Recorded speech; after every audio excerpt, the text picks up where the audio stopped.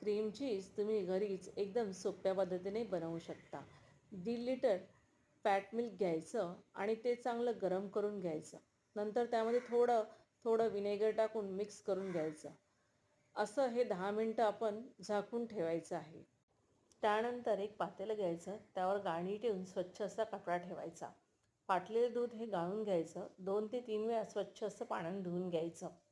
कपड्यात बांधून 20 ते 25 मिनटं एखादी जड वस्तू त्याच्यावर ठेवून द्यायची की आपल्याला छान असं पनीर मिळतं.